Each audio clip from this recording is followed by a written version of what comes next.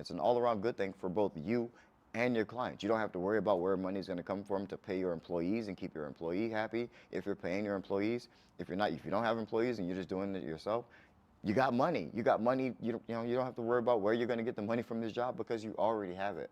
So definitely don't feel like it's not right. It's a better situation for both you and the client, especially you as a small business.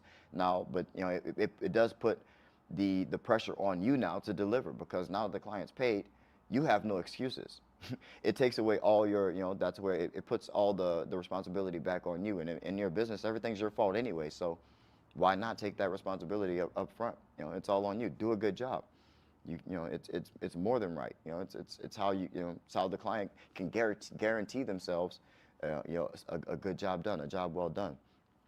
And that's how I sell it to my potential clients when I talk, when I'm on the sales floor as well. Marquez Gold, I'm still fairly new. Oh, yeah, I'm sorry. So I do have a little bit of a brash approach, a tough love approach. I apologize if I come off like aggressive. I do care, and I want you guys to get better.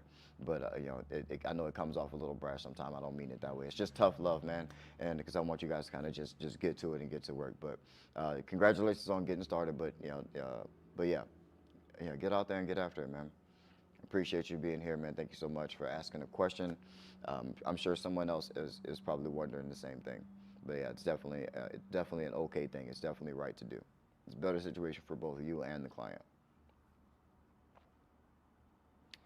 Nathan Maxwell said, yes, Marquez, he does videos on getting paid up front. Most definitely, I most definitely do. I think one of the shorts I put up today talks about getting paid up front. That's something that, I'm championing. I'm not the only person who says it in the cleaning industry, but I'm probably the loudest person saying it.